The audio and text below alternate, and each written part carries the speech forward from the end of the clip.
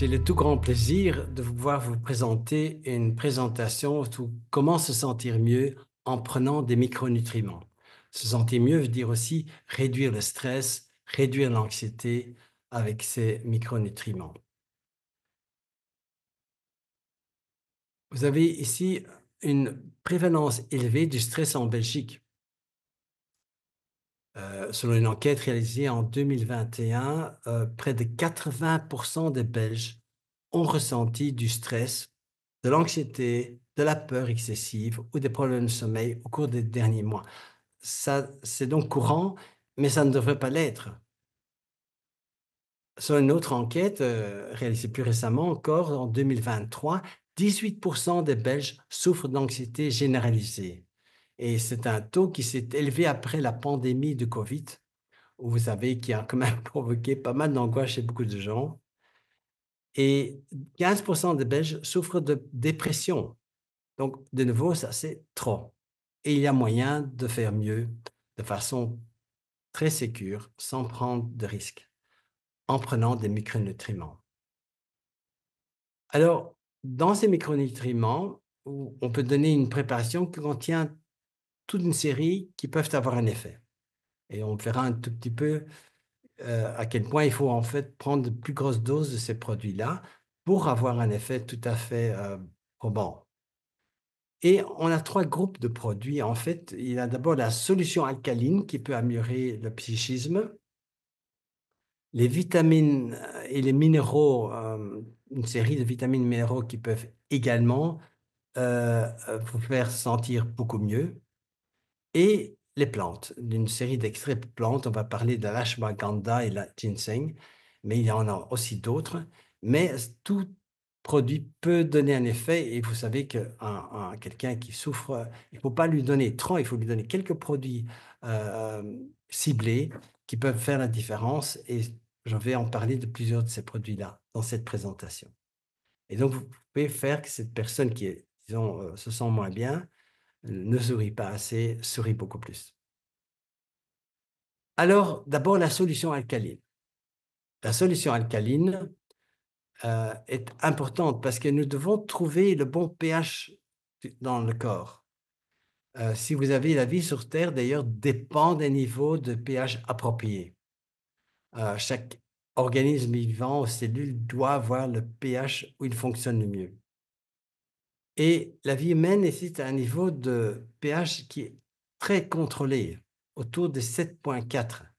Et ça peut être 7,35, 7,45, mais en dehors de ça, vous avez certain d'avoir des problèmes. Et même en dehors de ça, on peut avoir des problèmes. Ces personnes peuvent être encore trop acides à ces taux-là. Donc, ce taux est légèrement alcalin parce que le point de où tout change entre l'acidité et l'alcalinité est 7. Et donc, à 7,4, on est un peu au-delà.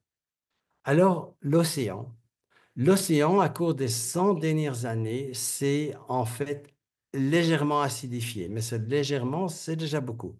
Donc le pH de l'océan a baissé de 8,2 à 8,1 et la raison est que, en fait, à cause de l'industrialisation, il y a plus de dioxyde de carbone dans l'air et ça a été absorbé par l'océan et ça acidifie l'océan. Et ça peut avoir un impact négatif pour la vie assez important, surtout sur les récifs coralliens. C'est la partie la plus visible de cette malheureuse acidification de l'océan. Alors l'alimentation humaine aussi devient plus acide, je dirais même beaucoup plus acide, malheureusement. Et au début, nos ancêtres étaient des chasseurs-cueilleurs, mais on a toujours le même corps que, et on est plus adapté à l'alimentation qu'il y avait dans le paléolithique et pour les chasseurs-cueilleurs que pour l'alimentation qui a commencé à voir jour chez l'être humain par la révolution agricole où il y a 10 000 ans, commencé à cultiver des céréales et autres aliments qui ne conviennent pas tout à fait à notre alimentation. Et l'industrialisation, il y a environ 200 ans, a aussi entraîné une augmentation de la consommation d'énergie. On a mangé plus et ça aussi acidifie un peu le corps. Et on a vu qu'en fait, on a moins de potassium dans notre alimentation. Avant, le rapport était largement en faveur de potassium comparé au sodium, 10 pour 1. Et maintenant, c'est parfois plus de sodium que le potassium. À manger un paquet de chips, vous avez peut-être 2-3 grammes de sel, ce qui est déjà double de ce qu'il vous faut pour la journée. Alors, augmentation du chlorure aussi comparé au bicarbonate, acidifie aussi le corps. Et on a en gros, l'alimentation d'aujourd'hui est pauvre en magnésium et en potassium qui alcalinise le corps et pauvre en fibres. Et on est riche en graisses saturées, sucres simples et sodium et chlorure, ce qui acidifie le régime alimentaire. Et donc, ça provoque ce qu'on appelle une légère acidose métabolique qui n'est pas par mauvaise alimentation. Et donc, la plupart de nous sont acides. Alors, comment est-ce que vous reconnaissez l'acidose métallique chez une personne? Bien, elle est fatiguée, mais elle est lourde. Elle est difficile à monter les escaliers parce que les jambes sont lourdes. Tout a l'air plus lourd. Si vous êtes trop alcalin, vous êtes trop léger. Vous avez l'impression un peu d'être vaseux, mais de flotter au-dessus de la terre. Et il faut aussi savoir que le vieillissement apporte aussi une acidose métabolique parce que les reins ne parviennent plus à sécréter les acides aussi bien qu'avant. Et donc, les personnes âgées sont encore plus sensibles à ces régimes trop acides. Et donc, vous pourriez devoir leur donner des solutions alcalinisantes.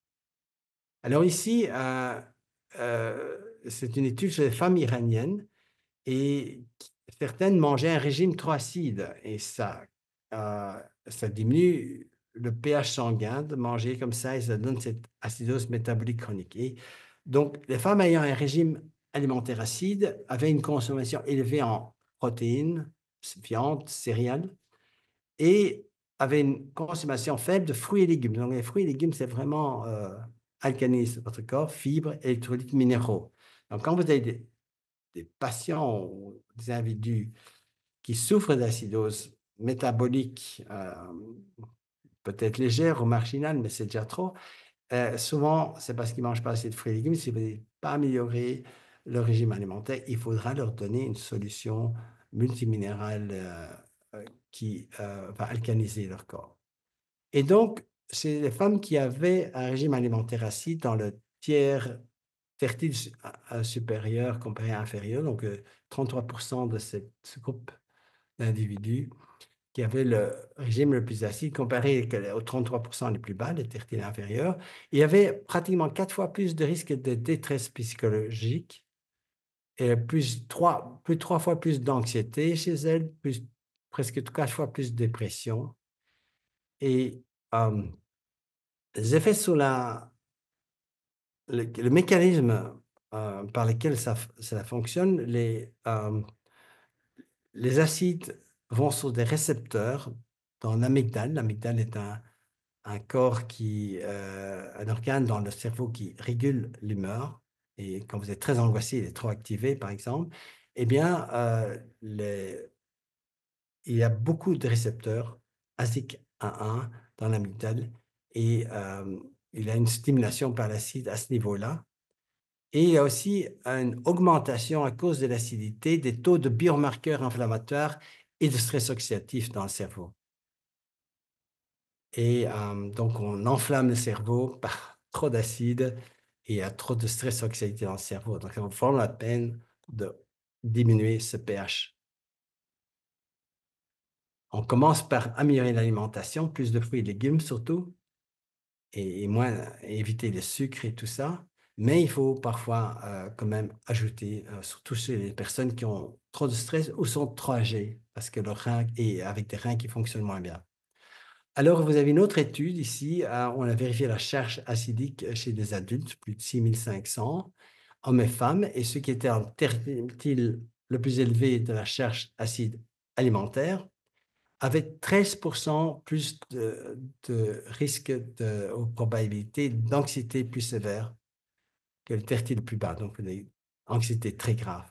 Les femmes, mais pas les hommes, avec charge acide alimentaire dans le tertile le plus élevé, avaient aussi plus de risques de dépression, de 20% plus de risques de dépression. Donc, on se sent moins bien quand on est trop acide et quand on mange trop d'aliments acides. Et il y a beaucoup d'autres études qui ont montré les effets où on se sent moins bien.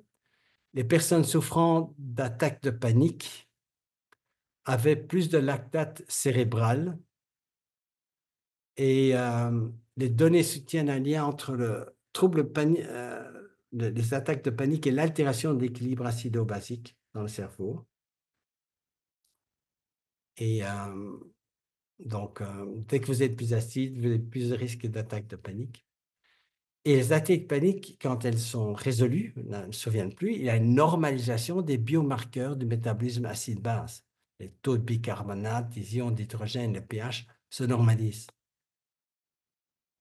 Alors, l'amygdale, c'est cet organe dans le cerveau qui répond et qui s'active quand il y a peur et panique et qui est riche en récepteurs ACYC1A qui répondent à la stimulation acide.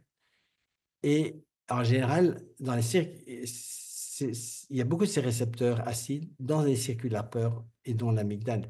Et ça aussi tend à faire dire que l'acidité peut provoquer plus de peur, plus d'attaques de panique. Il faut aussi savoir qu'il y a un test qui existe au dioxyde de carbone où on acidifie finalement la personne et on provoque des attaques de panique. Et en fait, si des personnes sont sensibles aux attaques de panique, elles répondent beaucoup plus à ce test, elles tombent beaucoup plus en attaque de panique par ce test. Donc, tout ça implique à dire qu'une situation qui acidifie induit des attaques de panique.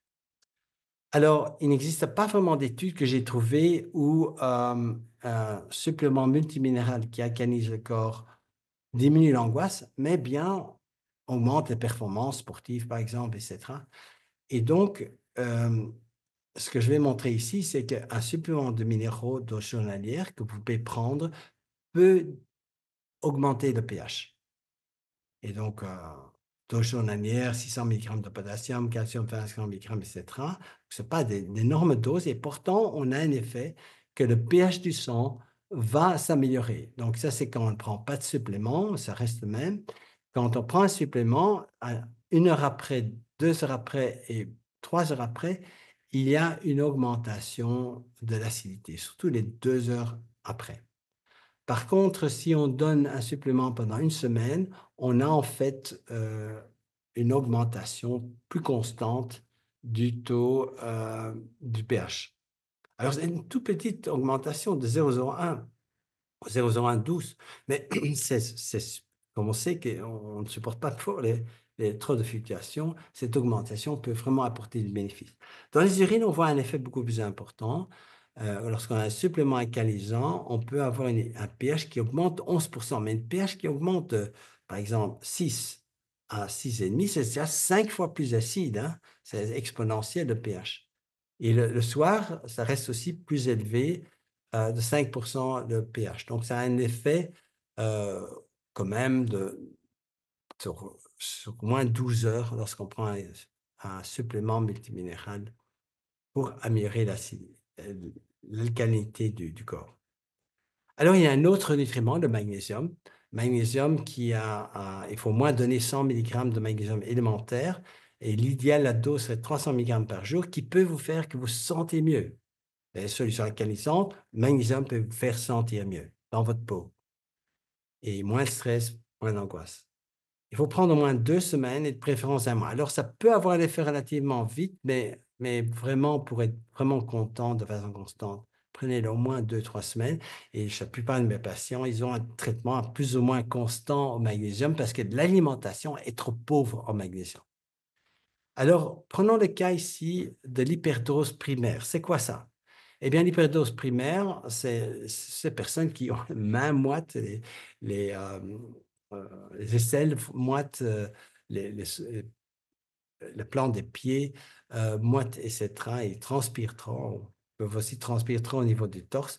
Et il n'y a pas de pathologie derrière. Les glandes qui sécrètent la sueur sont normales. Ils n'ont pas de maladie, de mauvaise thermorégulation. Ils ont juste, dans des états émotionnels, ils transpirent lorsqu'ils sont stressés.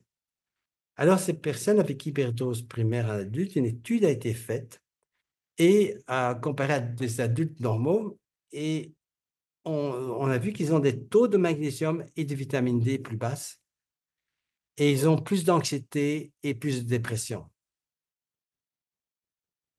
Et une autre étude chez des personnes qui ont le syndrome des jambes sans repos, de Restless Leg Syndrome. Alors, on a pris ici des femmes enceintes qui avaient un syndrome des jambes sans repos. Il les a comparées à des femmes enceintes qui n'avaient pas ce syndrome. Et elles avaient aussi un taux de magnésium et de zinc plus bas. Et en même temps, plus d'angoisse, des scores sur les index d'angoisse et de sommeil qui étaient moins bons. Donc, il y a un lien plus que probable entre le magnésium et l'excès d'angoisse et de mal dormir et de bouger les jambes la nuit. Alors, comment est-ce que le magnésium fonctionne en fait? Alors, le magnésium, il faut savoir que c'est un cofacteur de 600 réactions enzymatiques. Donc, quand le magnésium ne fonctionne pas bien, il est trop bas, vous allez avoir 600 réactions biochimiques qui peuvent être moins fonctionnelles. Et donc, ça peut vraiment mettre pas mal de troubles dans le corps. Et un faible taux de magnésium, et c'est connu par plusieurs études, il y a plus d'angoisse, plus de dépression, plus de changements d'humeur.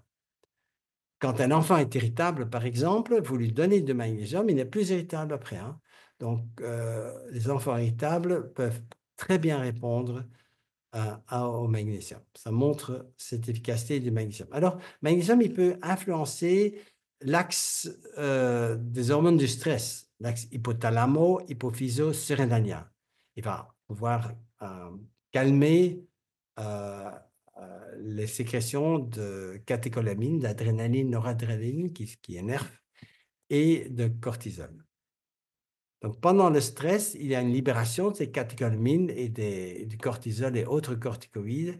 Et alors, s'il y a une libération prolongée de ces hormones, on a une perte progressive de magnésium parce qu'il semble pousser le magnésium dans les urines et on perd beaucoup de magnésium dans ce cas-là et peut-être même dans la sueur aussi.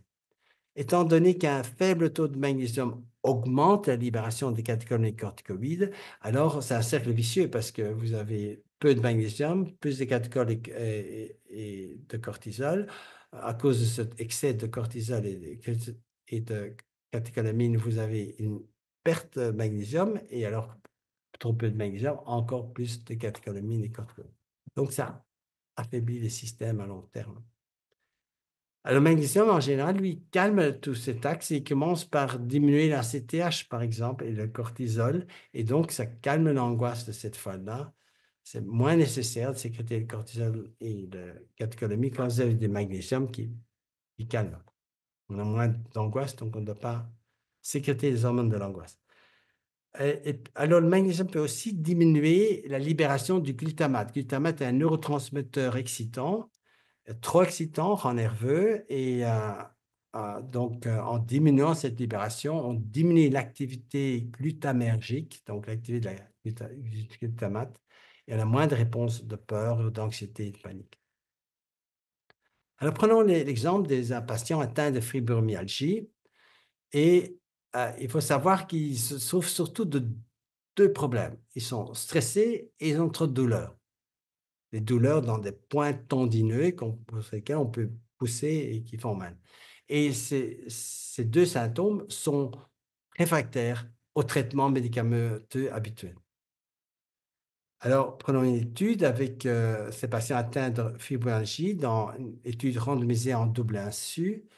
Et vous voyez que lorsqu'on donne le magnésium oral, 100 mg par jour pendant un mois, comparé au placebo, vous avez 44% moins de stress, léger ou modéré.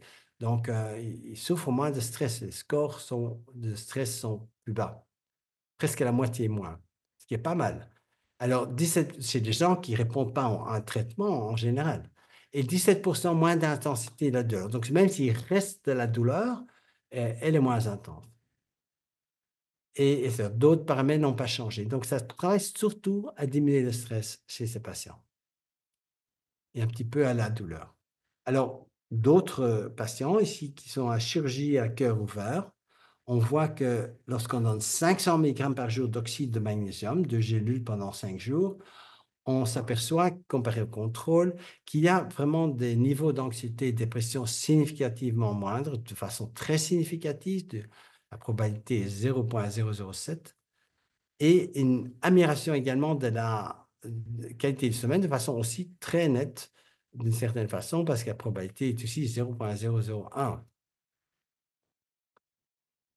Alors, une méta-analyse de 15 études de supplémentation en magnésium avec au moins 50 mg par jour a montré, chez 5 des 7 études, une diminution de l'angoisse par le magnésium. Et les meilleurs résultats sur le plan de l'anxiété est obtenu dans ces études ont donné 300 mg de magnésium, donc les doses les plus élevées.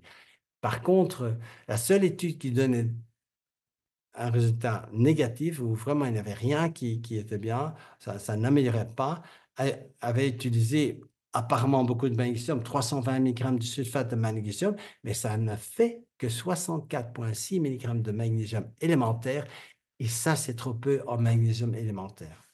Donc, ça ne marchait pas parce qu'on donnait trop peu de magnésium.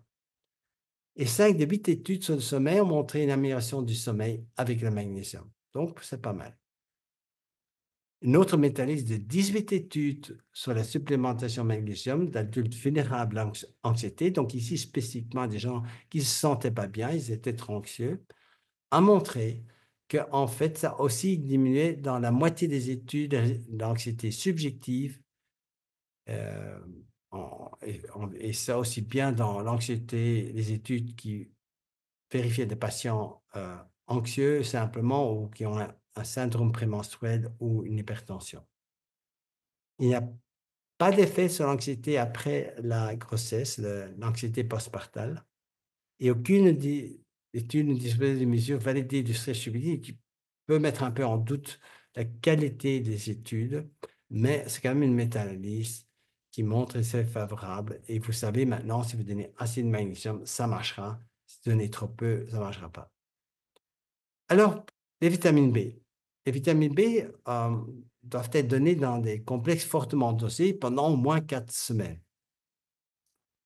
Et une méta-analyse, de nouveau, c'est une méta-analyse, comme vous voyez, c'est le sommet des études comparé à toutes les autres études.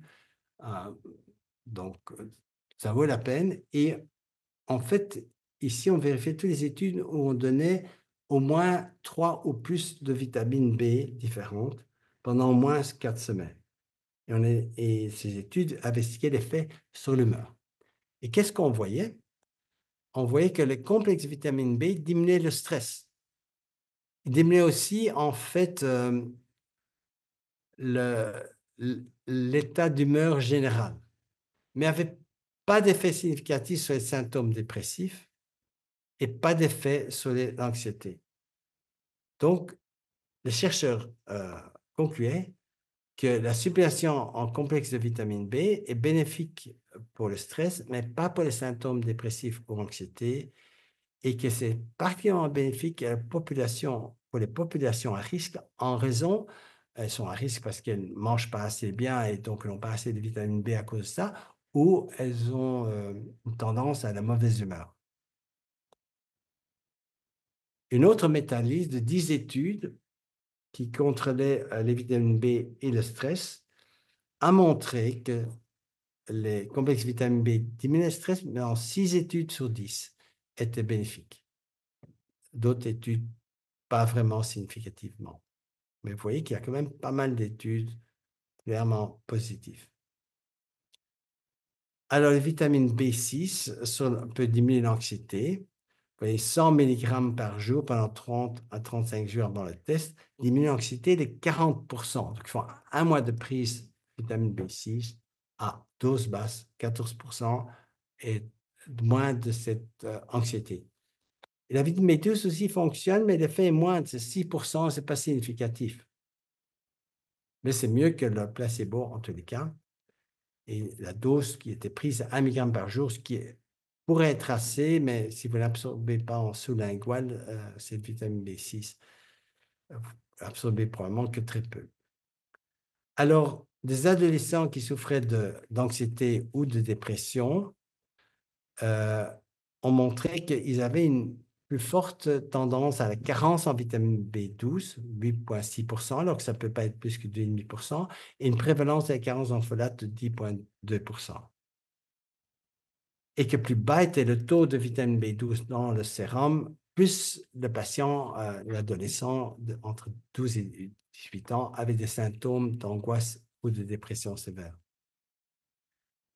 Et plus la gravité des symptômes d'anxiété et de dépression était, plus bas étaient en général les taux de vitamine B6 et d'acide folique. Alors, le sélénium. Le sélénium fonctionne pour vous faire sentir mieux dans votre peau à 180 microgrammes par jour pendant au moins 2 semaines. Et des essais cliniques de sélénium, de suppléments contenant du sélénium et d'autres substances chez les patients souffrant d'anxiété ou de problèmes similaires, montraient que, par exemple, ceux qui étaient exposés à un tremblement de terre et avaient aussi un déficit d'attention, avaient en fait, avec un supplément de sélénium de 390 microgrammes par jour de sélénium pendant 6 semaines, ça diminuait significativement les scores d'anxiété 2 semaines après le tremblement de terre. Une autre étude sur du personnel militaire qui souffrait de stress post-traumatique, syndrome de stress post-traumatique, montrait en fait que le sélénium à 200 microgrammes par jour comparé au placebo pendant 6 mois diminuait de 46% l'anxiété chez les adultes positifs pour ce syndrome et diminuait aussi le taux dans le sang de malondialdéhyde qui reflète le stress oxydatif. Donc, si vous avez trop de radicaux libres dans votre corps, vous abîmez votre corps, vous avez plus de malondialdéhyde. Alors, une autre étude chez les adultes qui étaient exposés à une inondation a montré qu'un supplément avec des minéraux et des vitamines qui comprenaient 180 microgrammes de sélénium était en fait avait moins d'anxiété, significativement moins. Une autre étude, c'est des patients qui ont des troubles obsessionnels compulsifs résistants au traitement, ont montré que le sélénium à 200 microgrammes par jour, comparé au placebo pendant 6 semaines, réduisait aussi important des scores, en fait, de obsession et compulsion. Donc, les patients se sentent mieux avec du sélénium, 200 microgrammes par jour. Ici, d'autres études ont montré que le sélénium 200 microgrammes chez des patients qui atteintent de diabète sucré et de maladie coronarienne, et on joignait au sélénium un probiotique, diminuait l'angoisse significativement. Une autre étude chez des patients qui ont des troubles obsessionnels compulsifs mais résistants au traitement montrait aussi prise pendant 20 semaines, montrait en fait qu'il y avait une diminution du score de compulsion et obsession. Et le traitement était bien toléré. Et c'était donc avec du sélénium et d'autres minéraux, oligo-éléments ou minéraux. Ici, on a une étude qui montre que ça ne fonctionne pas avec le sélénium chez des patients âgés de plus de 60 ans. Bon, c'est une étude, il ne faut peut-être pas la dramatiser, mais c'est 240 microgrammes par jour de sélénium qui était donné pendant 8 semaines et on n'avait pas de différence significative. Alors, le sélénium fonctionne non seulement à diminuer l'angoisse et le stress, mais aussi les dépressions. Et il faut des doses de 30 microgrammes, qui est une petite dose, très petite dose, peut déjà aider jusqu'à 200 microgrammes. Et donc, ça fonctionne dans la dépression postpartale, la dépression après l'accouchement, la dépression chez les femmes souffrant d'une maladie ovarienne polycystique. Le sélénium diminue le score d'anxiété et de dépression significativement, et aussi les symptômes dépressifs chez les adultes présentant une obésité associée. Et en général, le sélénium est bien supporté dans ces études. Que dire du coenzyme Q10? Le coenzyme Q10 a des doses de 200 mg par jour pendant au moins 3-4 semaines. Peut diminuer la détresse et l'anxiété. Alors, ici, on a une étude sur des patients avec dépression modérée et sévère, recevaient 200 mg de coenzyme Q10. Eh bien, la dépression était diminuée, la fatigue diminuée et la qualité de vie ont augmenté significativement. Une autre étude avec des patients souffrant de troubles bipolaires, 200 mg par jour étaient donnés de coenzyme Q10 pendant 8 semaines, avec comme résultat une diminution des symptômes de dépression.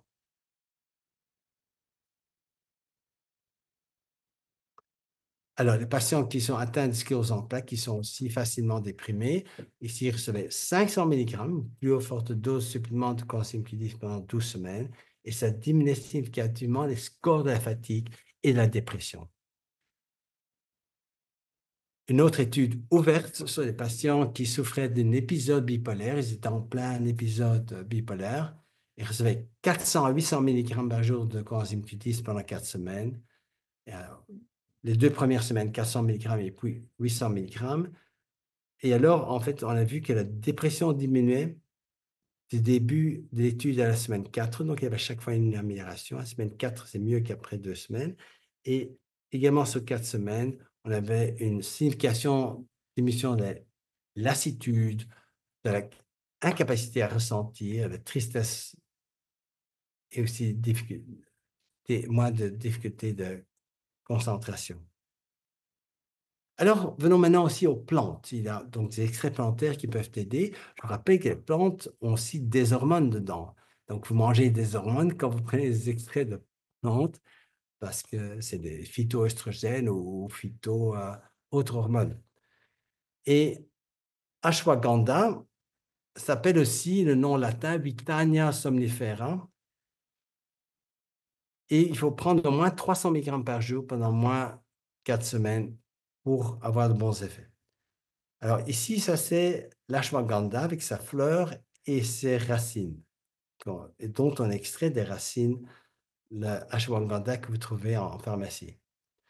Alors une méta-analyse de 12 études avec plus de 1000 adultes a montré que lorsqu'on les supplémente en ashwagandha, comparé au placebo, il y a significativement moins de stress. Il y a aussi moins d'anxiété. Et on peut augmenter les doses d'ashwagandha, pas seulement à 300 mg, jusqu'à 12 grammes par jour. Ici, c'est une étude avec des adultes avec des antécédents de stress chronique. On les supplémente en ashwagandha à 300 mg par jour pendant 2 mois. Et qu'est-ce qu'on voit? Le score de stress diminue de 44%. Alors que c'est peut-être plus 6%. Non, non, le placebo, c'est 5,5% de diminution. C'est nettement mieux pour l'ashwagandha. Alors, l'ashwagandha fonctionne par certains de ses composants. C'est un extrait de racines avec plusieurs composants. Et parmi ceux-là, il y a les cytoindosides 7 et 8 qui diminuent le stress, y compris les ulcères induits par le stress chez les animaux. C'est vraiment ceux-là qui sont les plus importants. Le ginseng peut aussi fonctionner, mais à dose un peu plus basse que l'ashwagandha, 200 mg par jour pendant moins 4 semaines. Alors, le ginseng, ça supprime efficacement le stress à un niveau qui est similaire à celui de la fluoxétine. Vous savez, c'est antidépresseur numéro 1, Prozac. Et donc, ça a été démontré, en tout cas, chez les animaux. Le ginseng aussi diminue l'anxiété et la dépression causée par le stress. Ça a été démontré. Ici est une étude chez des Coréens atteints de niveau de stress élevé. C'est un essai en double aveugle contrôlé par placebo. Et le ginseng qu'elle prenait, c'est le Panax ginseng, qui est le ginseng rouge coréen. Elle prenait pendant 6 semaines. Et comparé à ceux qui prenaient le placebo, il avait une diminution significative de l'adrénaline sérique. Donc, ce n'est pas seulement 1 heure de diminution, c'est vraiment 24 heures de diminution. Et ça veut dire que ces personnes qui sont souvent trop crispés parce que trop stressés se calment et se déstressent et font moins de radicaux libres à l'intérieur de leur corps. Alors, ceci est une étude chez les femmes jeunes et âgées de 18 à 65 ans. Et alors, lorsqu'elles prennent le Pagensingsen à 3 grammes par jour, donc ce qui est une nettement plus haute dose, l'on voit une diminution significative des symptômes de dépression et de la gravité de la maladie. Vous avez une maladie, vous pouvez être moins malade. Et alors, moins de symptômes somatiques. Alors, on arrive ici à notre finale, les nutriments multiples, ou les multivitamines ou micronutriments. À forte dose, il faut généralement 2 à 4 capsules par jour pour vraiment avoir un effet calmant et pendant au moins 3-4 semaines. Mais l'effet calmant est plus vite obtenu que l'effet physique. Donc, physique, il faut sûrement doubler la dose souvent, mais quand il y a un stress psychologique, on peut aller plus loin, à plus haute basse dose. Et alors, on arrive à un tel effet lorsqu'on donne des nutriments multiples, un effet que la personne, son état d'humeur est mieux, elle est plus positive, elle se sent mieux dans sa peau. Voilà, je crois qu'on est là. Je vous remercie pour votre attention. C'est toujours un honneur pour moi de vous parler et un plaisir aussi de ce qui me passionne et de ce qui marche aussi très bien médicalement. Merci.